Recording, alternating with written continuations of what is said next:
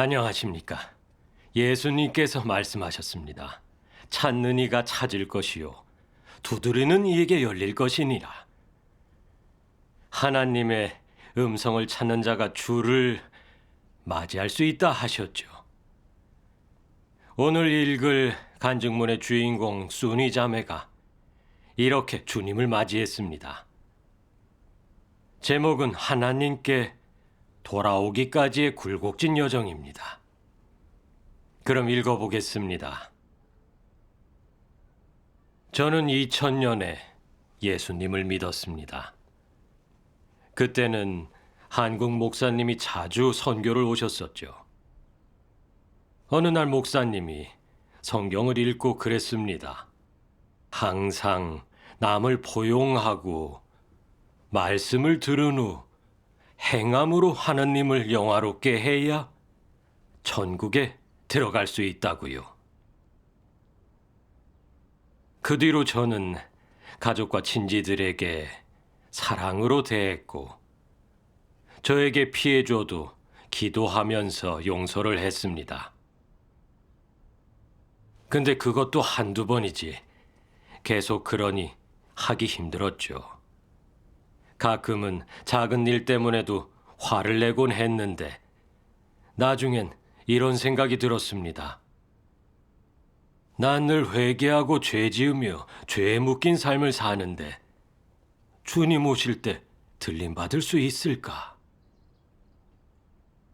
그래서 목사님께 죄를 안 지는 방법을 물어보니 그냥 회개하며 기도와 성경 봉독에 힘쓰고 남을 용서하랬죠. 매번 같은 말만 하고 구체적인 길이 없으니 답답했습니다. 이 말씀이 생각났습니다. 내가 거룩하니 너희도 거룩할지어다. 히브리서에도 그랬습니다. 거룩함 없이는 주를 보지 못한다고요. 저처럼 회개하고는 또 죄 짓고 주님의 말씀대로 못 살면 천국에 못 갈 것 같았죠. 전 이 삶이 너무 괴로웠습니다. 나중엔 서로 단상에 서겠다고 교회의 질투와 분쟁이 난무했습니다. 예배 시간에 전도사의 성경을 바닥에 내던지고 강제로 내쫓기도 했습니다. 교회에서 장사하는 사람도 있었고요. 주님의 말씀이 생각났죠. 기록된 바 내 집은 기도하는 집이라 일컬음을 받으리라 하였거늘 너희는 강도의 구려를 만드는도다. 그런 교회에서 성령이 일하실까 싶었습니다. 도둑의 소굴 같았죠. 저는 은혜가 안 된다는 생각이 들었고 죄의 문제도 해결이 안 되니까 성령이 계신 교회를 찾고 싶었습니다. 언니를 따라 몇몇 교회를 다녀봤지만 가는 곳마다 다 비슷했습니다. 매번 죄에서 벗어나는 길을 물으면 명확한 답이 없었죠.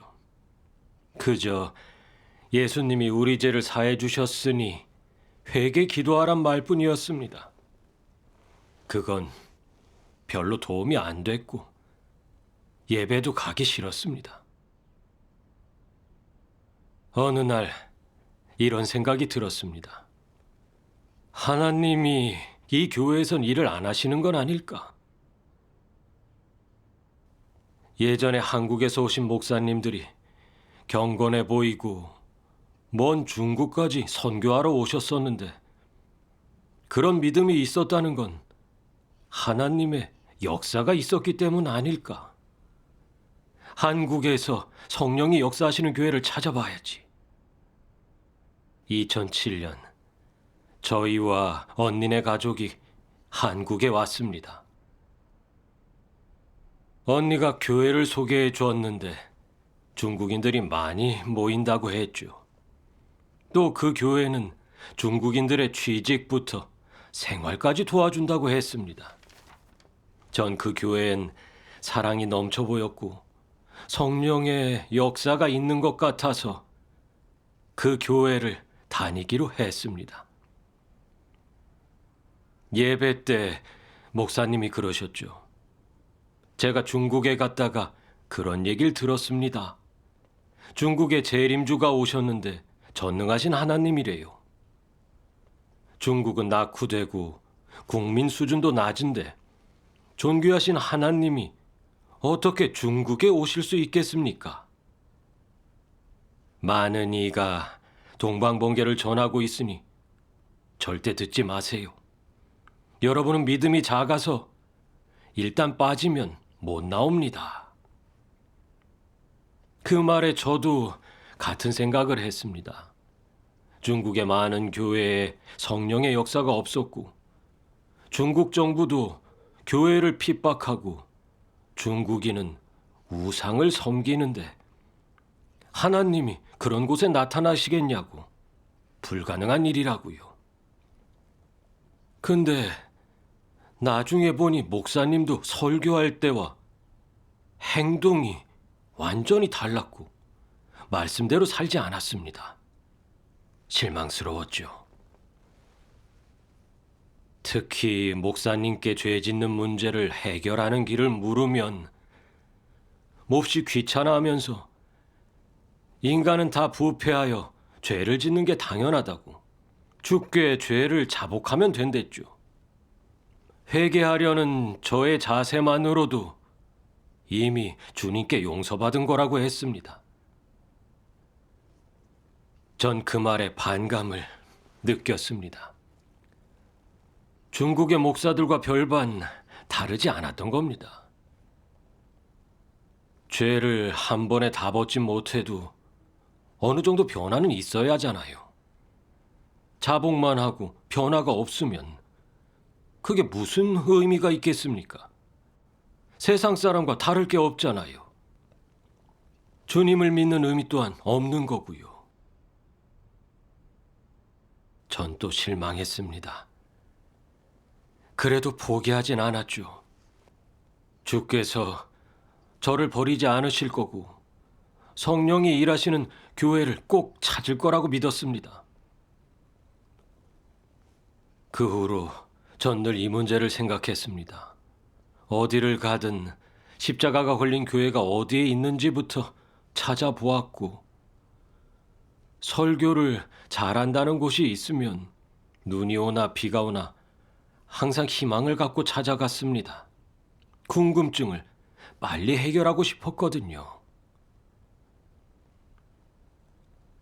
한국에서 40개 넘는 교회를 다녔지만 성령 역사가 있는 곳은 없었습니다. 제 질문에 확답을 주는 목사도 없었고요. 답답했고 밤에 누워도 잠이 오질 않았습니다. 속으로 부르짖었죠. 주님, 어디에 계십니까? 혹시 절 버리신 겁니까? 몇 년간 뭔가 채증에 걸린 것처럼 너무나 답답했습니다. 제가 그렇게 괴로워할 때죠. 2015년 6월 달인데 언니가 찾아와 기뻐하며 그랬습니다. 정말 기쁜 소식이 있어. 주님께서 이미 돌아오셨어. 중국에 오셨는데 많은 진리를 선포하셨어. 그 복음이 벌써 한국까지 전해졌어. 그때 전 중국에 오셨다니 그럴 리가 있나? 바로 반박했습니다. 2009년에 목사님이 그랬어. 하나님이 중국에 오실 리 없다고. 나라가 낙후되고 국민 수준도 떨어지는데 존귀하고 위대하신 하나님이 어떻게 중국에서 일하시겠어? 그러곤 전 설거지를 했죠. 언니는 책 한 권을 꺼내서 말했습니다. 이 책이 하나님이 말세하신 말씀이야. 바로 어린 양이 펼친 책이야. 내가 읽을 테니 들어봐봐. 전능하신 하나님 말씀. 예수는 인간 세상에 와서 율법 시대를 끝내고 은혜 시대를 열었다. 말세에 하나님은 다시 성육신 하였으며 이번 성육신은 은혜 시대를 끝내고 하나님 나라 시대를 열었다. 두 번째 성육신을 받아들일 수 있는 사람이라면 모두 하나님 나라 시대로 들어갈 수 있고 또한 직접 하나님의 인도를 받을 수 있다. 예수는 사람들 가운데 와서 수많은 사역을 했다. 그러나 그는 전 인류를 구속하는 사역을 완성하고 사람의 속죄 제물이 되었을 뿐 사람의 폐계 성품을 다 벗기지는 않았다. 사람을 사탄 권세 아래에서 완전히 구원하려면 예수가 속죄 제물이 되어 사람의 죄를 담당해야 할 뿐만 아니라 하나님이 더 큰 사역을 하여 사탄에 의해 폐괴된 사람의 성품을 완전히 벗겨야 한다. 그래서 하나님은 사람이 죄 사함을 받은 후 다시 성육신하여 사람을 새 시대로 인도하고 형벌과 심판의 사역을 시작했다. 이 사역은 인류를 더 높은 경지로 인도했다. 그의 권세에 순종하는 사람은 모두 더 높은 진리를 누리고 더 큰 축복을 얻고 진정으로 빛 속에서 살며 진리와 길, 생명을 얻게 될 것이다. 사람이 은혜 시대에만 머무르면 폐괴 성품을 영원히 벗어버릴 수 없고 더욱이 하나님의 고유 성품을 알 수도 없다. 늘 풍성한 은혜 속에 살면서 오히려 하나님을 알거나 하나님을 만족해 하는 생명의 도를 깨닫지 못한다면 사람이 하나님을 믿어도 진정으로 하나님을 얻지 못한다. 이런 신앙은 너무도 가련하다. 네가 이 책을 다 읽고 나면 성육신 하나님이 하나님 나라 시대에 행한 사역들을 하나하나 체험하고 나면 너는 오랜 소망이 드디어 실현되었다고 느낄 것이다. 또 이제야 진정으로 하나님을 마주하고 하나님의 얼굴을 보고 하나님이 직접 바란 음성을 듣고 하나님 사역의 지혜를 알게 되었다고 느낄 것이며 하나님이 이토록 실제적이고 이토록 전능하다는 것을 진정으로 느낄 것이다. 또한 이전 사람이 보지 못하고 얻지 못한 많은 것을 얻었다고 느낄 것이며 이때 너는 도대체 하나님을 믿는다는 것이 무엇인지 하나님의 뜻에 맞는다는 것이 무엇인지 확실히 알게 될 것이다. 물론 네가 이전의 관점을 고수하면서 하나님이 두 번째로 성육신한 사실을 거부하고 받아들이지 않는다면 아무 수확 없이 빈손으로 끝나고 결국 하나님을 대적했다는 죄명을 얻을 수밖에 없다. 진리와 하나님의 사역에 순종할 수 있는 사람들은 두 번째로 성육신한 하나님, 전능자의 이름 아래로 돌아올 것이다. 이들은 하나님의 직접적인 인도를 받을 수 있고 더 많고 더 높은 진리를 얻을 수 있다. 또한 진정한 인생을 얻을 수 있고 이전 사람이 못 봤던 이상을 볼 수 있다. 몸을 돌이켜 나더러 말한 음성을 알아보려고 하여 돌이킬 때에 7 금촛대를 보았는데 촛대 사이에 인자 같은 이가 발에 끌리는 옷을 입고 가슴에 금띠를 띠고 그 머리와 털의 희기가 흰 양털 같고 눈 같으며 그의 눈은 불꽃 같고 그의 발은 풀무에 단련한 빛난 주석 같고 그의 음성은 많은 물소리와 같으며 그 오른손에 7 별이 있고 그 입에서 좌우에 날선 검이 나오고 그 얼굴은 해가 힘있게 비치는 것 같더라. 이 이상이 바로 하나님이 지닌 모든 성품의 발현이며 또한 이 모든 성품의 발현이 바로 이번에 성육신한 하나님의 사역의 발현이다. 이 말씀을 듣고 많이 놀랐습니다. 계시록의 비밀이 다 열려 있었고 말씀에 권병이 있었거든요. 사람이 할 수 없는 말이었죠. 과거 예수님의 말씀에도 권병이 있던 게 생각났습니다. 그 순간 혹시 하나님의 말씀일까 싶었습니다. 전 정신을 집중하고 귀를 기울였습니다. 특히 계시록 예언의 부분을 읽을 때였습니다. 이건 사람이 절대 풀 수 없는 거란 생각이 들었습니다. 계시록에 그랬죠. 유대 지파의 사자 다윗의 뿌리가 이기였으니 이 책과 그 7인을 떼시리라. 이 비밀은 오직 어린 양 하나님만이 열 수 있는데 정말 하나님이 하신 말씀인가? 하나님이 정말 중국에 나타나 일하신 건가? 혹시 내 궁금증도 이 책에서 해답을 찾을 수 있지 않을까? 전 그 책에 관심이 생겼습니다. 그때 언니가 이 말씀을 읽었죠. 이 말씀들은 계시록에 귀 있는 자는 성령이 교회들에게 하시는 말씀을 들을지어다가 응한 것으로 하나님 나라 시대에 행한 시작 단계의 사역이다. 더 관심이 생겼죠. 다 계시록의 예언이었으니까요. 혹시 계시록의 예언이 이루어진 건가? 하나님 말씀인가? 잘 봐야겠다 싶어 언니한테 책을 두라고 했습니다. 책을 받고 너무 기뻤고 빨리 읽어보고 싶었습니다. 근데 걱정도 됐죠. 성경에 부합하는 책이 맞는 걸까? 전 성경과 그 책을 바닥에 펼쳐놓고 대조하면서 읽었습니다. 그 책에서 이 말씀을 봤습니다.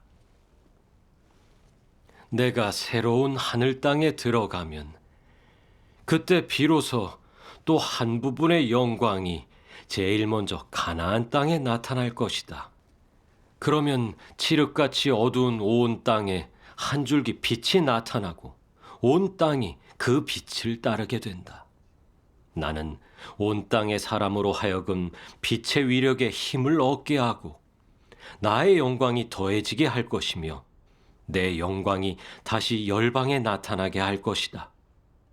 또한 모든 사람에게 내가 이미 인간 세상에 왔고 이미 이스라엘에서의 내 영광을 동방으로 가져왔음을 알게 할 것이다. 나의 영광이 동방에서 나왔고 은혜 시대에서 오늘날로 옮겨져 왔기 때문이다. 나는 이스라엘을 떠났고 또 이스라엘에서 동방으로 왔다. 동방의 빛이 점점 밝아올 때 어두웠던 온 땅이 조금씩 밝아지면 사람은 그제야 내가 이스라엘이 아닌 동방에서 새롭게 떠올랐음을 알게 될 것이다. 이스라엘에 강림했다가 이스라엘을 떠난 내가 또다시 이스라엘에 강생할 수는 없다. 나의 사역은 전 우주를 이끌어가는 것이고 번개는 동방에서 나서 서방까지 번쩍이기 때문이다. 그러므로 나는 동방에 강림하였고 동방의 백성에게 가나안을 가져다 주었다.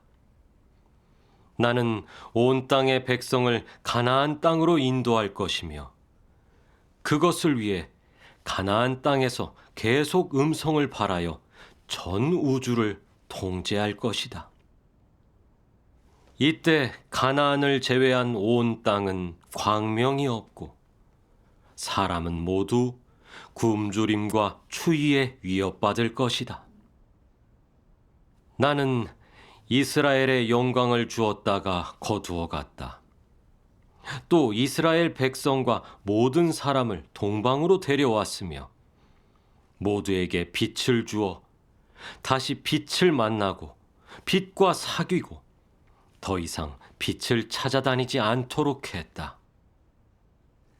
나는 찾고 구하는 모든 사람에게 다시 빛을 보게 하고 이스라엘에서의 내 영광을 보게 할 것이다. 또 내가 일찍이 흰 구름을 타고 사람들 가운데 왔음을 보게 하고 뭉게뭉게 떠 있는 흰 구름과 주렁주렁 달려 있는 열매를 보게 할 것이며 나아가 이스라엘의 여호와 하나님과 유대인의 선생과 사람이 간절히 바라왔던 메시아를 보게 하고 역대 왕들에게 핍박받았던 나의 전모도 보게 할 것이다. 나는 전 우주의 사역을 행하고 대대적인 공사를 통해 나의 모든 영광과 모든 행사를 말세의 사람에게 보여줄 것이다. 또 내 모든 영광의 얼굴을 나를 오랫동안 기다려온 사람들, 내가 흰구름 타고 오기만을 갈망하는 사람들에게 보여주고 내가 다시 나타나기를 간절히 바라고 있는 이스라엘과 나를 핍박하고 있는 전 인류에게 보여줄 것이다. 그로써 내가 이미 영광을 동방으로 옮겨왔으며 유대에는 더 이상 영광이 남아있지 않음을 알게 할 것이다. 말세가 이미 도래했기 때문이다. 이 말씀을 읽고 성경의 이 예언과 대조를 했습니다. 번개가 동편에서 나서 서편까지 번쩍인 같이 인자의 임함도 그러하리라. 예수님의 말씀과 일치했고 성경에 딱 맞았습니다. 하나님이 아니시면 누가 이 비밀을 열겠습니까? 전 말씀에 이끌려서 더 보고 싶어졌습니다. 왠지 이 책 속에서 제 궁금증에 대한 해답을 찾을 것 같았죠. 그리고 이 말씀을 보게 됐습니다. 전능하신 하나님 말씀. 우리가 하나님의 자취를 찾으려면 하나님의 뜻을 찾아야 하고 하나님의 말씀과 음성을 찾아야 한다. 하나님의 새 말씀이 있는 곳에 하나님의 음성이 있고 하나님의 자취가 있는 곳에 하나님의 행사가 있으며 하나님의 선포가 있는 곳에 하나님의 나타남이 있고 하나님이 나타나는 그곳에 진리, 길, 생명이 존재하기 때문이다. 너희들은 하나님의 자취를 찾는 과정에서 하나님은 진리요, 길이요, 생명이다 라는 말을 간과하였다. 그래서 많은 사람이 진리를 얻고 나서도 하나님의 자취를 찾았다 생각지 않고 그것을 하나님이 나타난 것으로 인정하지도 않는 것이다. 이 얼마나 심각한 실수인가. 하나님이 사람의 관념대로 나타날 리도 없고 사람의 요구에 따라 나타날 리는 더더욱 없다. 하나님은 자신의 선택과 계획, 그리고 자신의 목표와 방식에 따라 사역을 한다. 그는 어떤 사역을 하든 사람과 의논할 필요가 없고 사람의 의견을 구할 필요도 없으며 모든 사람에게 일일이 알릴 필요는 더더욱 없다. 이것은 하나님의 성품이자 모든 사람들이 마땅히 알아야 할 바이다. 하나님이 나타난 것을 보고 하나님의 발걸음을 따르고자 한다면 먼저 스스로의 관념에서 빠져나와야 하며 하나님께 이렇게 저렇게 해야 한다고 지나치게 요구하지 말아야 한다. 나아가 하나님을 너의 범주 안에 한정하거나 너의 관념 속에 가두지 말아야 한다. 대신 하나님의 자취를 어떻게 찾아야 할지, 하나님이 나타난 것을 어떻게 받아들이고 하나님의 새로운 사역에 어떻게 순종해야 할지를 생각해야 한다. 이것이 바로 사람이 해야 할 일이다. 사람은 모두 진리가 아니며 또 진리를 갖추고 있지 않기 때문에 사람이 해야 할 일은 오직 찾고 받아들이고 순종하는 것뿐이다. 이 말씀을 전 2번 읽었습니다. 그리고 생각했죠. 하나님의 말씀이 있는 곳에 하나님의 자취가 있고 하나님이 나타나신다.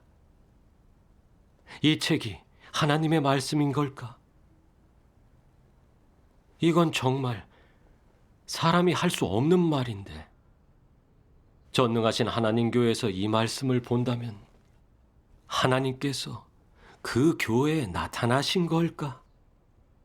전 가슴이 벅찼고 말씀을 더 읽었습니다.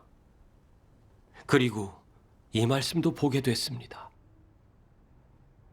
전능하신 하나님 말씀.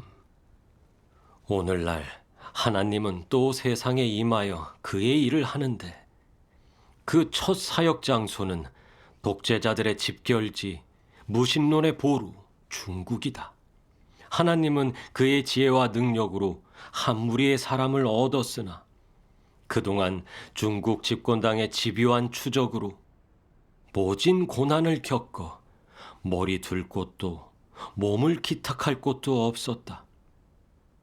이런 상황에서도 그는 자신의 사역, 즉 음성을 바라고 복음을 확장하는 사역을 하고 있다. 하나님의 전능은 아무도 헤아릴 수 없다. 중국처럼 하나님을 원수로 보는 국가에서도 하나님은 그의 사역을 멈춘 적이 없으며 오히려 더 많은 사람들이 그의 사역과 말씀을 받아들이게 하였다.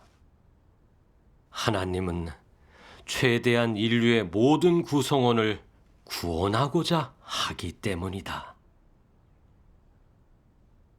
특히 이 말씀이요. 오늘날 하나님은 또 세상에 임하여 그의 일을 하는데 그의 첫 사역 장소는 독재자들의 집결지 무신론의 보루 중국이다. 전 잠깐 멈칫했고 조금 실망했습니다. 이 구절을 보면서 생각을 했죠. 중국에서 역사하신다는 게 가능하다고? 그만 볼까?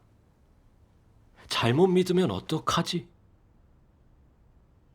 근데 또 하나님의 음성인 것 같은데 알아보지 않다가 정말 재림주가 오신 거면 기회를 놓치는 거잖아. 속으로 크게 갈등돼 계속 생각했죠. 왜 중국에 나타나 역사하셨을까? 성경과 대조하면서 주님의 말씀을 봤습니다. 번개가 동편에서 나서 서편까지 번쩍인 같이 인자의 임함도 그러하리라.